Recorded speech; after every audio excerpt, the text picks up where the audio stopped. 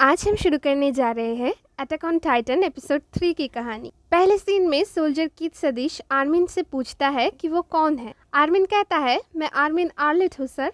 Soldier उससे पूछता है कि ये नाम किसने रखा है, तो आर्मिन कहता है ये उसके दादाजी ने रखा है। सोल्जर उससे पूछता है कि वो यहाँ क्यों आया है, तो आर्मिन कहता है इंसानियत के जंग में अपना योगदान करने के लिए।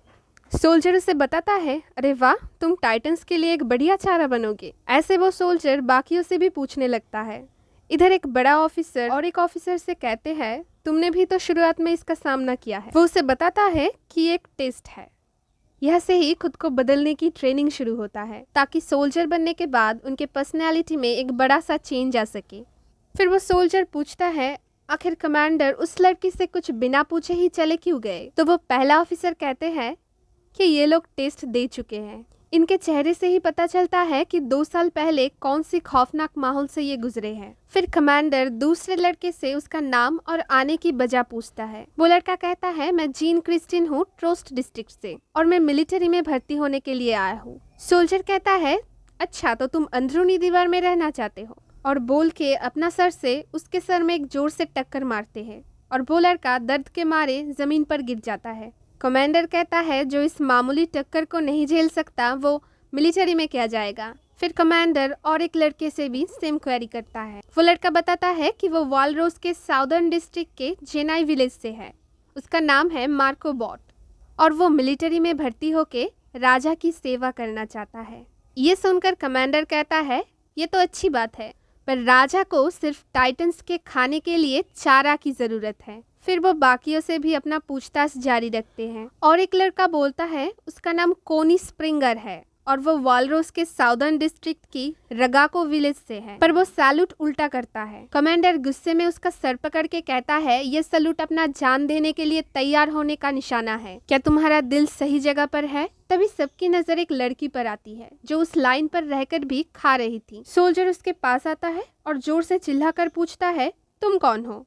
वो लड़की कहती है मैं वालरोस के साउदर्न डिस्ट्रिक्ट के डोपर विलेज से साशा ब्राउज हूँ सर। सोल्जर कहता है तुम्हारा राइट हैंड पर क्या है? वो लड़की कहती है ये उबला हुआ आलू है सर। कमांडर कहते हैं आखिर तुम अभी इसे क्यों खा रहे हो? वो लड़की बोलती है बाद में ठंडा हो जाएगा इसलिए। सोल्जर कहते हैं मुझे अभी भी समझ नहीं आ रहा है कि तुम अभी इसे क्यों खा रहे हो। वो लड़की पूछती है क्या आप ये पूछ रहे हैं कि लोग आलू क्यों खाते हैं? ये सुनकर बाकी सब खामोश हो जाते हैं डर से, और वो लड़की आलू का एक छोटा सा हिस्सा कमांडर को देकर एक अजीब सी स्माइल करती है।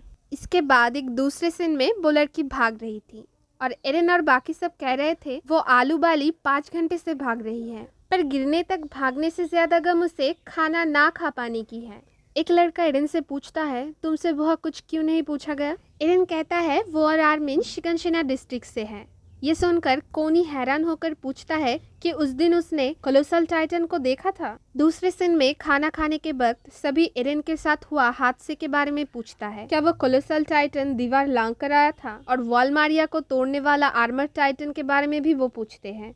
एरन को पता चलता है लोगों ने उसका नाम आर्मर टाइटन रखा है। वो सबको बताता है टाइटन्स कोई इतनी बड़ी मुसीबत नहीं है, अगर हम 3D मूवमेंट गियर का यूज सीख जाए तो आसानी से उन्हें मार सकेंगे। वो सबको बताता है कि वो सार्वे क्रॉप्स में भर्ती होकर सभी टाइटन्स को मार देगा। ये सब सुनकर जीन एरन से कहता है क्या कहा तुमने? तुम सार्वे क्रॉप्स में भर्ती होगे? तुमसे अच्छा तो मैं हूँ जो मिलिट्री पर भर्ती होऊंगा। कम से कम मैं खुद से तो वफादार हूँ, तुम्हारी तरह फेक नहीं। एरन गुस्से में उसकी तरफ बढ़ता है, पर तभी एक बड़ा बेल बजता है और जीन उससे माफ़ी मांगकर बात को वही ख़त्म करता है। एरन और मिकासा वहाँ से जाने लगता है। तभी जीन का आंखें मिकासा के ऊपर पड़ता है। जीन उसे रोककर कहता है तुम्हारे जैसा किसी को मैंने पहले कभी नहीं देखा, तुम्हारे काले बाल बहुत खूबसूरत हैं। मिकासा उसे थैंक यू बोलकर निकल जाती है। फिर दूसरे सीन में वो पोटैटो गर्ल साशा थक कर नीचे गिर जाती है और हिस्टोरिया उसके लिए पानी और ब्रेड ले आती है। साशा खुशी में उससे पूछती है क्या तुम कोई गॉडेस हो? तभी यमीर नाम का और एक लड़की वहाँ आकर साशा को अपने घर तक ले जाती है। हिस्टोरिया उससे पूछती है क्या तुम भी उसकी मदद कर रही हो? यमीर कहती है मैं इसे अपना एहसानमंद बनाने के लिए अभी मदद कर रही हूँ। पर बाद में मैं इसकी बेवकूफ़ी का फ़ायदा लूँगी। अगले दिन ट्रेनिंग शुरू होता है और कमांडर कहता है अगर तुम में से कोई ये नहीं कर पाया तो वो चारा बनने की भी काबिल नहीं है। सब अपनी पूरी कोशिश करते हैं। वो ऑफिसर कहता है कि इस ट्रेनिंग से ही 3D मूवमेंट गियर चलाने का काबिलियत पता चलेगा। वो देखते हैं एक लड़की बहुत अच्छी तरह बैलेंस रख रही है और कहते हैं इस साल बहुत टैलेंटेड लोग आए हैं। फिर हम देखते हैं एरन ठीक तरह से बैलेंस नहीं रख पा रहा है। सभी उसका मजाक उड़ाते हैं और वो कमांडर एरन को बहुत डांटते हैं। कमांडर उसे खुद को ठीक से ऊपर उठाने के लिए बोलता है पर एरन वो नहीं कर पा रहा था। ट्रेनिंग खत्म होते ही सबके चले जाने के बाद मिकासा और आर्मिन एरन को ठीक तरह से कंसंट्रेट करने के लिए कहती है। एरन दोबारा ट्राई करने जाता है पर इस बार वो मुंह के बल गिरता है।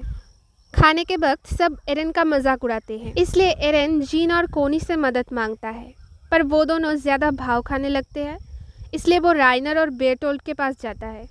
तो राइनर बताता है उसे कोई ट्रिक नहीं पता, उसे नहीं लगता वो कोई मदद कर पाएगा इस बारे में। एरन ये सुनकर बहुत उदास हो जाता है और उसके बाद बेरटोल्ड उसे 2 साल पहले उसके साथ हुआ एक इंसिडेंट के बारे में बताता है और वो लोग अपने कैंप से दूर एक दूसरे के इरादे के बारे में पूछते हुए एक झील के पास पहुंचते हैं। वो झील मूनलाइट पर बहुत ही खूबसूरत लग रही थी। रेनर एरन को अपना इक्विपमेंट चेक करके बेल्ट को एडजस्ट करने के लिए कहता है।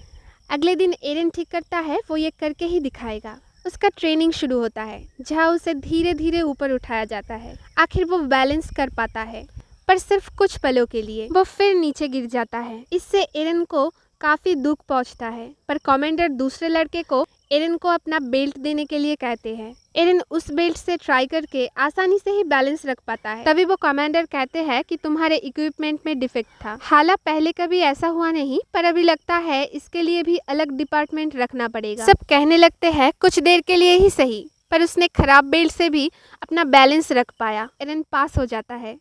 रेनर बताता है उसका काम बन गया और आर्मिन बोलता है उसकी आंखें कह रहे हैं देखो मुझे, पर मिकासा कहती है उसे इस बात का खुशी है कि अब उसे मेरी ज़रूरत नहीं है। और वो कमांडर मन ही मन कहता है ग्रीशा तुम्हारा बेटा अब सैनिक बन चुका है। बाय द वे ग्रीशा एरन का डैड है। और यही ख़त्म होती है हमारी एपिसोड 3 की कहानी। इसके आगे की कहानी को जानने के लिए सब्सक्राइब कीजिए और पिछले एपिसोड्स को देखने के लिए आई बटन पर क्लिक कीजिए।